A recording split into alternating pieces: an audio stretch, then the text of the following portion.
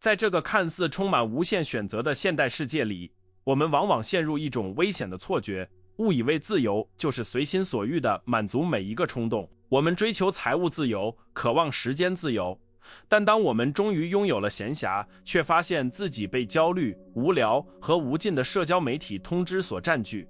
这种状态根本不是自由，而是一种精神上的流放。斯多葛哲学早在2000年前就一针见血地指出，如果一个人无法控制自己的欲望和情绪，那么无论他的外在地位多么崇高，他本质上仍然是一个奴隶。真正的自由从来不是来自外部的解脱，而是源于内在的主权。试想一下，你最近一次失去控制的时刻，也许是因为交通堵塞而破口大骂，或者是在深夜无法克制的暴饮暴食，又或者是为了别人的几句闲言碎语而彻夜难眠。在那一刻，是谁在掌控你的人生？是你自己，还是那些外在的诱因？伟大的罗马皇帝马可·奥里略曾经不得不面对帝国边境的战争和内部的瘟疫，但他最伟大的战役始终是在内心进行的。他深刻地意识到，外界发生的事情或许不在我们的掌控之中，但我们对这些事情的反应却完全取决于我们自己。这就是自律的起点。塞内卡曾说过一句震耳欲聋的话：没有人是自由的，如果他不是自己的主人。这句话在今天听起来比以往任何时候都更加刺耳。我们生活在一个精心设计来剥夺我们注意力的时代，演算法比我们更了解我们的弱点，消费主义不断制造我们不需要的欲望。如果我们缺乏自律这道防线，我们就如同一个没有城墙的城市，任由外敌入侵和掠夺。自律并不是一种自我惩罚，而是一种自我防卫，它是我们在这个混乱世界中保持清醒和独立的唯一武器。许多人误解了斯多葛主义的自律，认为它意味着压抑情感，变成一块毫无知觉的石头。这是一个巨大的误解。斯多葛式的自律并不是要你消灭情感，而是要你驯服他们，不让他们成为你的暴君。就像一位熟练的骑手驾驭着一匹烈马，烈马的力量仍然存在，但它的方向完全由骑手掌控。当你学会了这种掌控，你会发现一种前所未有的宁静。这种宁静不是死寂，而是一种充满力量的平和，是一种在风暴中心依然能保持航向的能力。著名的斯多葛哲学家艾比克泰德，他的人生起点是一个奴隶，他的腿被打断，他的身体受制于残暴的主人，但他却宣称自己比主人更自由。为什么？因为他明白一个核心真理：没有人能伤害你的意志，除非你允许他们这样做。他在身体的枷锁中找到了心灵的无限空间。这告诉我们，自由不是一种环境，而是一种心态。如果不具备驾驭心智的能力，即使给你整个世界，你也只会感到更加空虚和束缚。而一旦拥有了自律，即使身处囹圄，你依然是自己的国王。然而，要达到这种境界并非易事。我们的生物本能设定我们去追求舒适，逃避痛苦，大脑总是倾向于选择阻力最小的路径。每当我们想要早起，想要专注工作，想要控制饮食时，内心的另一个声音就会开始抗议。这就是为什么自律与自由这两个词在词源上往往紧密相关。在古希腊语中，自由不仅仅是法律上的身份，更是一种能够按照理性行事的能力。如果你被懒惰击败，被恐惧瘫痪，你就失去了这种能力，你也就在那一刻失去了身为人的尊严和自由。我们必须意识到，每一次向冲动低头，我们都在加固身上的锁链。当你无法拒绝甜食的诱惑时，你不是在享受美食，而是在服从糖分的指令。当你无法放下手机去陪伴家人时，你不是在获取资讯，而是在向多巴胺成瘾投降。每一次的放纵看似是微不足道的小事，但它们累积起来就构成了一座将我们困住的监狱。斯多葛主义教导我们，通往自由的道路是由无数个微小的拒绝和坚持铺就的。这是一条艰难的上坡路，但山顶的风景是无价的。在这段影片中，我们不仅仅要探讨哲学理论，我们更要进行一场心灵的重塑手术。我们将深入探讨如何利用斯多葛学派的古老智慧来夺回我们对生活的控制权。我们将学习如何区分什么是我们能控制的，什么是不能控制的。如何利用预想不幸来增强心理韧性，以及如何通过日常的微小练习来锻炼我们的意志力肌肉。这不是关于如何变得完美，而是关于如何变得不再脆弱，如何不再被情绪的风暴吹得东倒西歪。真正的自由是昂贵的，它的代价就是持续不断的自律。如果你厌倦了做情绪的奴隶，厌倦了在后悔中度过每一天，那么请准备好，因为接下来的内容将挑战你对自由的既有认知。我们将一起拆解那些限制你的思维模式，并为你装备上一套强大的心理工具。这不仅仅是为了让你的效率更高，而是为了让你活得更像一个人，一个拥有尊严、理性和选择权的人。这趟旅程可能不会很舒适，因为成长往往伴随着阵痛，但请记住马可·奥里略的教诲，就在这里，就在现在，你可以是一个自由的人。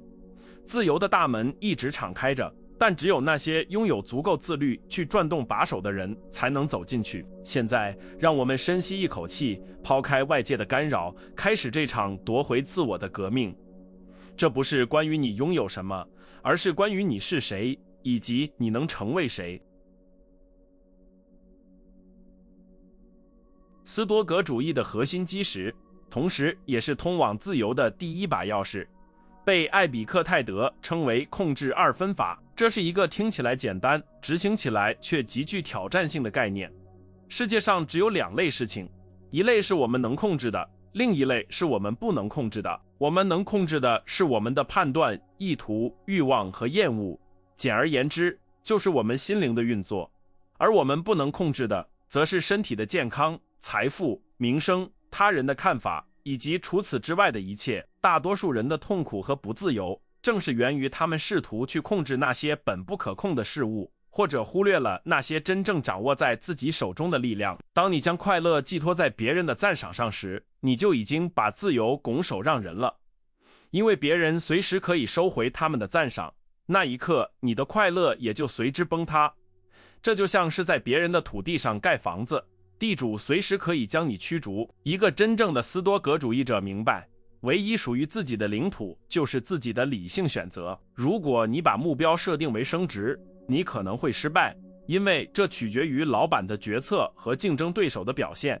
但如果你把目标设定为尽我所能地展现工作能力，那么你就立于不败之地，因为这完全取决于你自己。这就是从结果导向转向过程导向的巨大自由。为了形象化这一点，斯多葛哲学家常用射箭者的比喻，一个弓箭手可以竭尽全力地拉弓、瞄准、考虑风向，这一切都在他的控制之中。然而，一旦箭离弦而出，是否能射中红心就不再受他控制了。一阵突如其来的风可能会吹偏箭矢，或者目标物可能会移动。愚蠢的人会在箭射偏时感到沮丧和愤怒，而智者则会满足于自己完美的射击过程。自律在这里体现为对结果的超然态度。当你不再执着于那些不可控的结果时，恐惧就消失了，而当恐惧消失时，真正的自由就降临了。在现代生活中，我们每天都被无数不可控的变量轰炸，股市的波动、交通的拥堵、社群媒体上的负面评论。如果你对每一个变量都产生情绪反应，你的心灵就会像波涛汹涌的大海中的一叶扁舟，随时可能翻覆。自律的练习要求我们在面对这些外在事件时，迅速在脑海中画出一条界限，问自己：这是我能控制的吗？如果答案是否定的，我们就必须学会对他说：这对我来说无足轻重。这不是冷漠，这是为了保护你的心灵能量，将其集中在你能改变的事情上。这种思维方式能极大地释放我们的焦虑。焦虑本质上是对未来不确定性的恐惧，是对那些尚未发生且不受控制之事的担忧。当你通过自律收回你的关注点，只聚焦于当下的行动时，焦虑就失去了生存的土壤。你不再是命运的人质，你是自己行为的主人。这是一种极致的解脱。你不再需要讨好任何人，也不再需要恐惧任何灾难，因为你已经接受了命运可能带来的一切，并决定只对自己的品德负责。这就是艾比克泰德所说的：如果你想要自由，就不要渴望任何取决于他人的东西。掌握了控制二分法后，我们需要进入第二个层次的修炼，掌控刺激与回应之间的间隙。在生物学上，当外界给予一个刺激，生物会本能地产生反应，但人类与动物的区别在于，我们拥有理性，在刺激和回应之间存在一个微小的空间，那就是我们行使自由意志的地方。如果有人侮辱你，你的本能反应可能是愤怒和反击，这是动物性的自动导航，但自律让你能在那个间隙中停下来，审视这个冲动，然后选择一个符合理性的回应。塞内卡曾写道，愤怒是一种短暂的疯狂。当我们任由情绪主宰时，我们就放弃了理智的宝座，让位于原始的冲动。许多人误以为发泄情绪是自由的表现，实际上那是被情绪绑架的证明。真正的强者是那些在被激怒时依然能保持冷静、微笑置之的人。这需要极强的自律，因为我们的神经系统在尖叫着要求反击。这种延迟反应的能力是区分成熟与幼稚、自由与奴役的分水岭。如果你能控制自己不对每一个挑衅做出反应，你就拥有了不可侵犯的力量。要修炼这种能力，斯多葛学派建议我们练习客观描述。当你看到精美的甜点，你的大脑会告诉你这是快乐。当你看到昂贵的豪车，大脑会贴上成功的标签。试着剥去这些价值判断，用最直白的物理属性来描述它们。甜点只是糖和脂肪的混合物，豪车只是金属和橡胶的组装品。当你把诱惑还原为物质本身，它们对你的掌控力就会减弱。这是一种认知的自律，它阻止我们对事物产生错误的依恋。另一个实用的工具是延迟满足。在这个即时满足的时代，等待变成了一种稀缺的品质。当你想要购买某样东西，或者想要吃某种垃圾食品时，强迫自己等待10分钟或者1天。在这个等待的过程中，冲动的潮水会退去，理性的声音会重新浮现。你会发现，很多时候你并不是真的需要那个东西，你只是在寻求一种情绪的慰藉。通过这种刻意制造的延迟，你锻炼了意志力的肌肉，夺回了选择的主动权。我们还必须警惕我们脑海中的第一印象。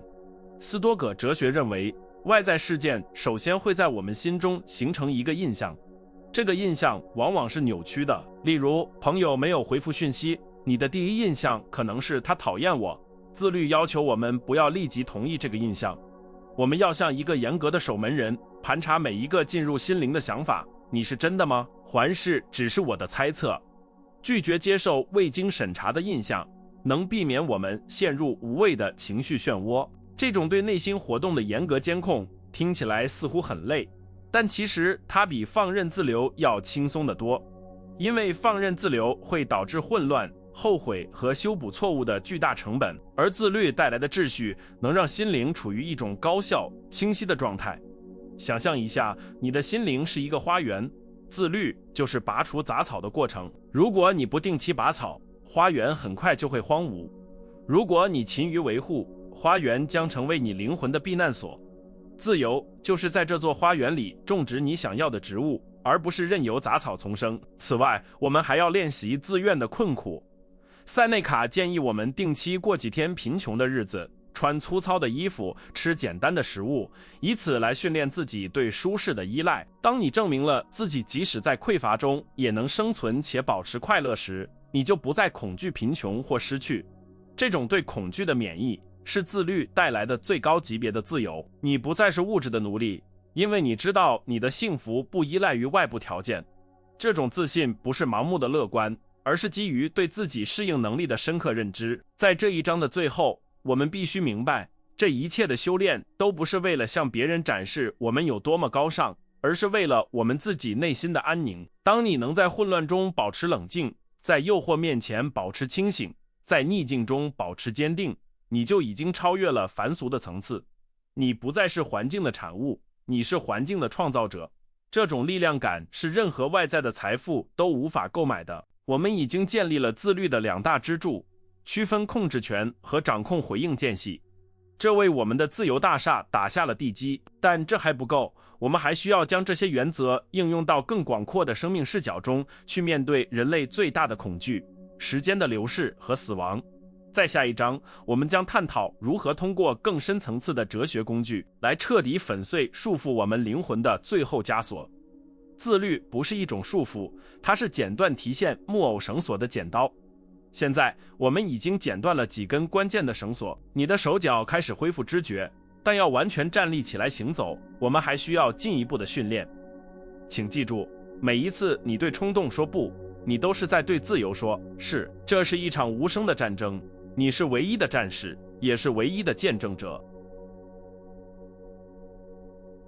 如果说控制2分法是防御的盾牌，那么预想不幸就是我们主动出击的利剑。现代社会教导我们要有正向思维，要乐观，要相信一切都会好起来。然而，斯多葛学派认为，这种盲目的乐观是一种脆弱的策略。当意外发生时，毫无准备的人会被击垮，而预先演练过最坏情况的人则能从容应对。真正的自由不是期待风平浪静，而是拥有在惊涛骇浪中航行的能力。这就是为什么我们要练习想象失去工作，失去健康，甚至失去挚爱。这听起来很消极，但实际上这是消除恐惧最强大的解药。当你在脑海中预演了最糟糕的场景，你会发现2件事。第一，这些灾难并没有你想象的那么可怕，你依然有能力承受。第二，你会对现在拥有的一切产生深刻的感激。如果你每天早上出门前都意识到这可能是你最后一次见到你的家人，你还会为了琐事和他们争吵吗？绝不会。这种视角会瞬间过滤掉生活中的噪音，让你聚焦于真正重要的事情。自律在这里表现为对思维惯性的对抗，强迫自己去直视那些令人不适的可能性，从而获得对未来无常的免疫力。这种练习能赋予我们一种反脆弱的特质，就像疫苗通过注入少量病毒来增强免疫系统，预想不幸通过模拟困境来增强心理韧性。当真正的打击来临时，别人惊慌失措，大喊为什么是我，而你早已在心中演练过千百遍。你可以冷静地说，我早就预料到了，我知道该怎么做。这就是自由，不被意外所劫持。在充满变数的现代职场和生活中，这种心理优势是巨大的。你不再是那片随风飘零的落叶，而是一块在洪流中岿然不动的岩石。让我们看看现代的例子。一位顶尖的运动员在比赛前不仅会想象胜利的场景，更会想象受伤、比分落后、裁判误判等极端情况。这不是悲观，这是职业素养。同样，在商业谈判中，最高明的谈判者总是预先想好了最坏的结果和应对方案。这种准备让他们拥有底气，因为他们知道，即使最坏的情况发生，他们也能生存。斯多葛主义将这种智慧应用到了整个人生战略中。通过自律的管理期望，我们夺回了情绪的主动权。接下来，我们要触碰那个终极话题——死亡。斯多葛学派有一句著名的格言：记住，你终将一死。大多数人对死亡避而不谈，是其为恐惧的源头，但斯多葛主义者将其视为赋予生命意义的工具。如果你认为时间是无限的，你就会挥霍它，你会拖延，你会把梦想留给以后。但当你深刻意识到你的生命沙漏正在不可逆转的流逝，每一粒沙子都珍贵无比时，你就会产生一种紧迫感。这种紧迫感不是焦虑，而是一种行动的号角。自律在面对死亡时，转化为对时间的极度吝啬。塞内卡在《论生命之短暂》中痛斥那些浪费时间的人。他说，人们在保护财产时锱铢必较，但在挥霍时间，这唯一无法再生的资源时，却慷慨得令人发指。一个自由的人必定是时间的主人，他会无情地砍掉那些无意义的社交、无脑的娱乐和无谓的争执。他只把时间投资在那些能提升灵魂、创造价值的事情上。这种选择性的专注就是最高级的自律。试着在每天结束时进行一次死亡冥想，问自己：如果我不醒来，我对今天过得满意吗？我有遗憾吗？这种严酷的审视会迫使你活在当下，你不再会为了迎合他人而活，因为在死亡面前，别人的评价毫无意义。你会发现，许多束缚你的社会规范和期望，其实都只是虚幻的枷锁。记住，你终将一死是一把剪刀，它剪断了所有不必要的牵挂，只留下最纯粹的生命本质。这就是向死而生的自由。我们再来谈谈现代科技带来的注意力碎片化，这是一种新型的奴役。我们的手机不断震动，试图将我们变成只会条件反射的实验室老鼠。斯多葛主义者必须在这里展现出铁一般的纪律。我们需要建立数字边界，主动选择何时连结，何时断开。这不仅仅是为了效率，更是为了维护人格的完整性。当你能掌控你的注意力，你就能掌控你的现实。否则，你的现实就是由别人的通知和广告拼凑而成的。深入观察那些历史上的伟人，无论是领导军队的将军，还是改变世界的科学家，他们都有一个共同点：极度的专注。他们能够屏蔽外界的喧嚣，将所有的心智力量聚焦于一点。这种能力来自于长期的自律训练，就像凸透镜聚焦阳光能点燃火焰，自律聚焦心智也能产生巨大的能量。如果你想要在任何领域取得成就，想要获得财务和精神的双重自由，你就必须学会这种聚焦。不要做一个什么都想要却什么都抓不住的人。我们还必须警惕享乐适应，这是人类心理的一种机制。无论我们获得多少快乐，很快就会适应并渴望更多。这就是为什么追求物质快感是一个无底洞，永远无法带来真正的自由。斯多葛主义者通过主动剥夺来对抗这种机制，不仅仅是偶尔进食，更是对荣誉、地位保持警惕。马可·奥里略身为皇帝，却时刻提醒自己不要被黄袍染红了灵魂。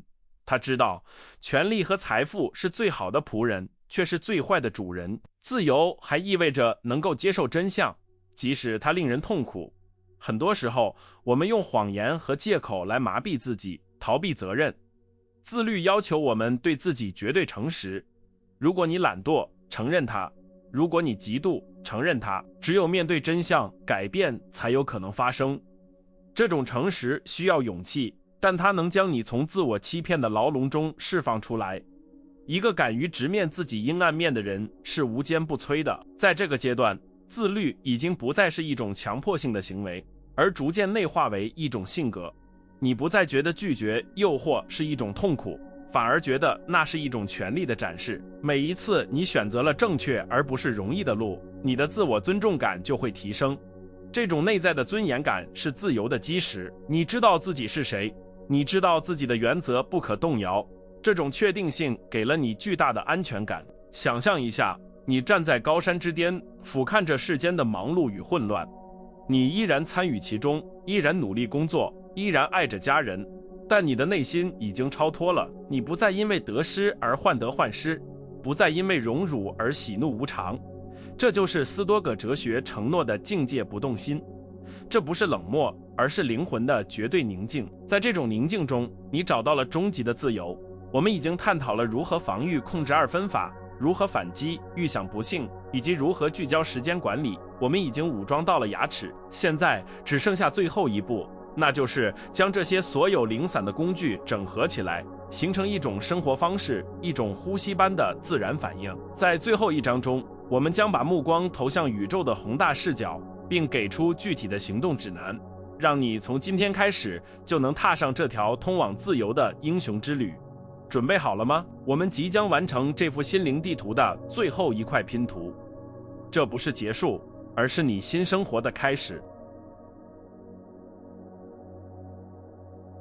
当我们深陷于日常琐碎的烦恼时，斯多葛哲学提供了一种强大的解脱视角，高处的景观。试着闭上眼睛，想象自己离开了地面，越升越高，看着你的城市变成一个小点，看着地球变成一颗蓝色的弹珠，悬浮在浩瀚的宇宙中。在这个宏大的尺度下，你刚才为了那句批评而产生的愤怒，为了那个职位而感到的焦虑，显得是多么微不足道。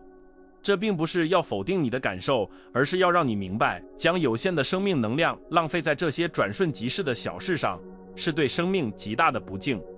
真正的自由来自于这种视角的转换，它让我们从自我的牢笼中释放出来，与宇宙的整体秩序重新连结。斯多葛主义不仅仅是个人的修炼，它还强调我们与万物的连结。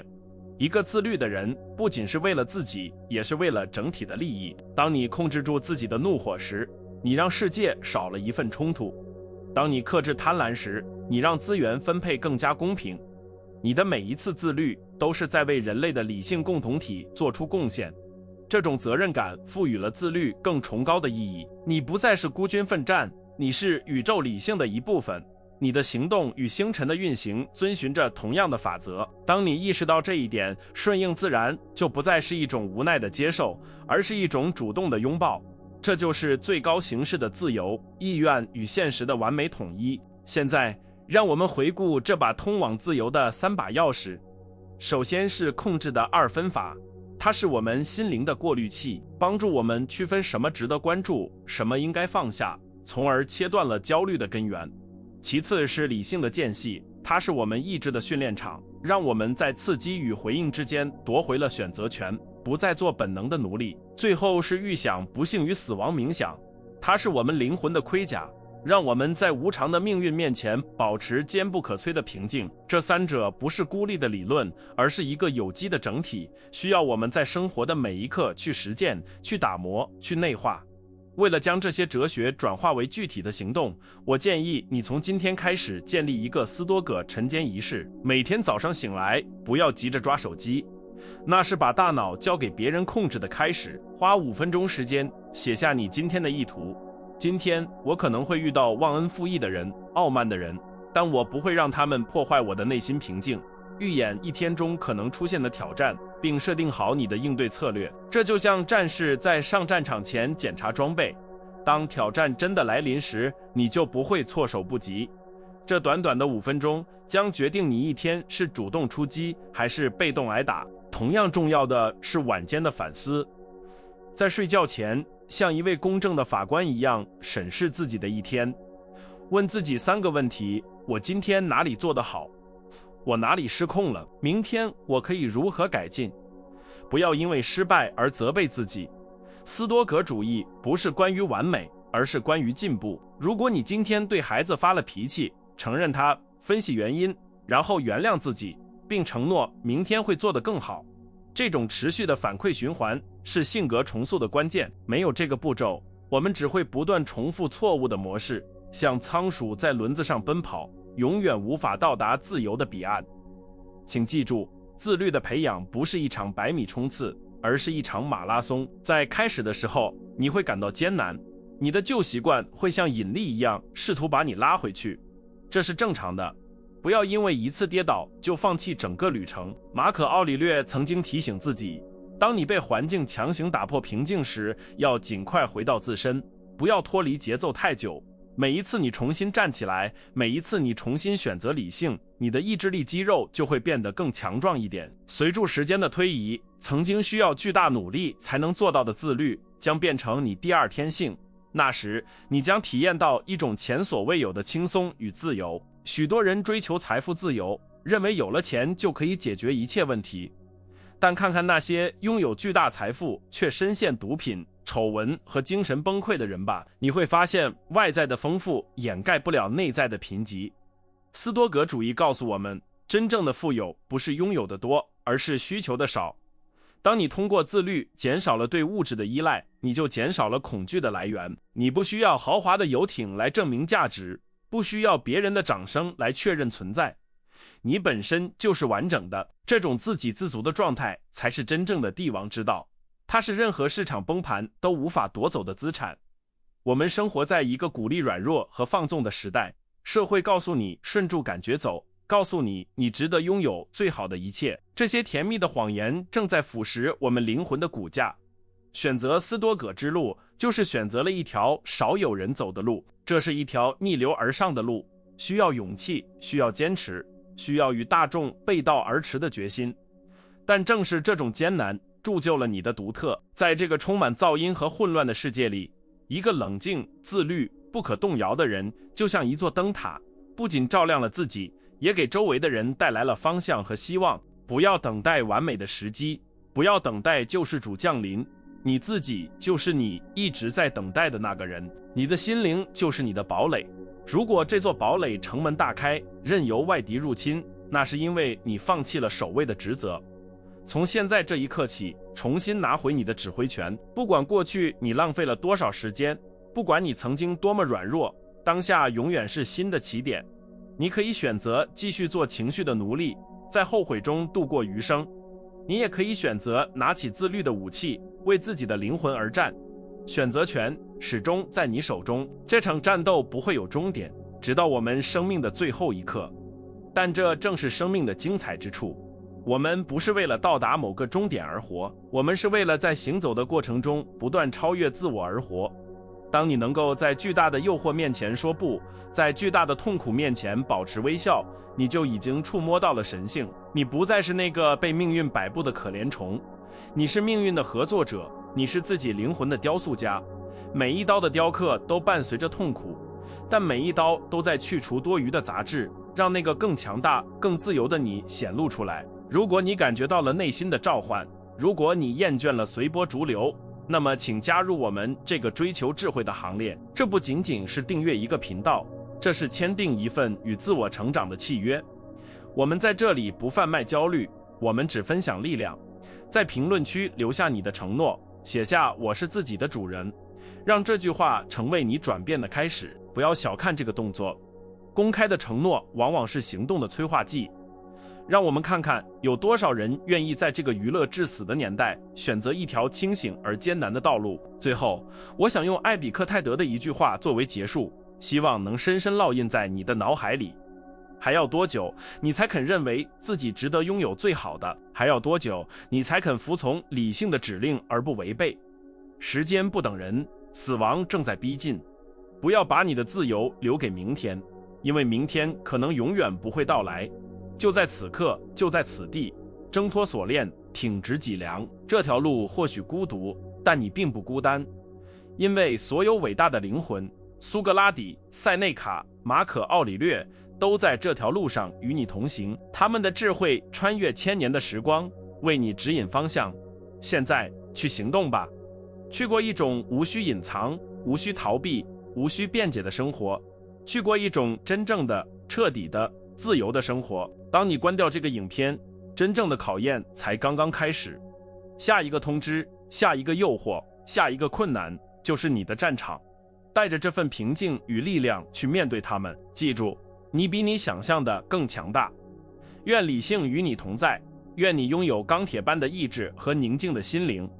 这就是斯多葛主义的承诺，通过严格的自律获得绝对的自由。这不是束缚，这是飞翔前的助跑。张开你的翅膀，去拥抱那属于你的广阔天空吧。